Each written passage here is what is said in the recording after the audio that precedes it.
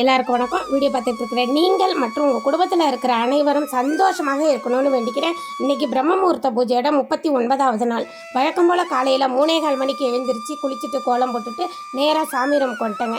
சாமி படம் எல்லாத்துக்கும் பூவெல்லாம் எடுத்து வச்சு அலங்காரம் பண்ணிவிட்டு விளக்கேற்றத்துக்கும் ரெடி பண்ணிட்டேங்க. நிலவாசலுக்கும் விளக்கேற்றிட்டு பூவெல்லாம் போட்டு ரெடி பண்ணிட்டேன். துளசிக்கும் விளக்கேற்றி பூவெல்லாம் போட்டு ரெடி பண்ணிட்டேங்க. இப்போ பிரம்மமுகூர்த்த பூஜையை ஆரம்பிச்சுட்டு ஒவ்வொரு நாளும் கந்த சஷ்டி கவசம் படித்து முடிச்சிருவாங்க. இன்றைக்கி வளர்பிறை அஷ்டமி, அதனால் பைரவரை பற்றி ஒரு சில வரிகள்ங்க.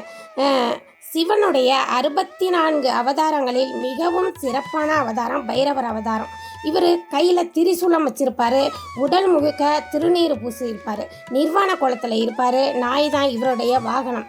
கோயிலோட காவல் தெய்வம் யாருன்னு கேட்டால் பைரவர் தாங்க. இப்போ காசியில் 8 திசையில் இருந்தும் காவல் காக்கிறவர் பைரவர் தான்.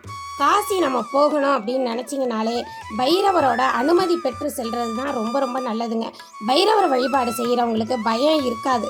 வாழ்க்கையில் வழித்துணையாக அவர் இருப்பார். தீய சக்தி நம்மளை நெருங்காதுங்க. இப்போ முன்னோர்கள் வழிபாடு தேய்பிறை அஷ்டமியில் ஆரம்பித்து வளர்பிறை அஷ்டமியில் தான் முடிகிறதா ஐதீகங்க. இப்போ சொர்ணாகர்ஷண பைரவ வழிபாடை 108 காசு வச்சு அர்ச்சனை பண்ணிவிட்டு அந்த காசை பீரோவில் வச்சிங்க அப்படின்னா உங்களுக்கு ஐஸ்வர்யம் அதிகரிக்குங்க. சொர்ணாகர்ஷண பைரவாய நமக அப்படின்ற மந்திரத்தை பல முறை எழுதுனீங்க அப்படின்னா அது உங்களுக்கு நன்மையை தருங்க. இப்போ சனீஸ்வரனோட குரு யாருன்னா பைரவர். அதனால் சனியோட தாக்கம் யாருக்கெல்லாம் அதிகமாக இருக்கோ அவங்கெல்லாம் பைரவரை வழிபட்டீங்க அப்படின்னா சனியால் உங்களுக்கு நன்மை தான் உண்டாகும். தொடர்ந்து ஒரு 6 வாரம் பைரவரை வழிபாடு செஞ்சீங்க அப்படின்னா நீங்கள் நினைத்த காரியங்கள் ரொம்ப நாளாக நடக்காமல் இருக்கிற ஏதோ ஒன்று கண்டிப்பாக நடக்குங்க.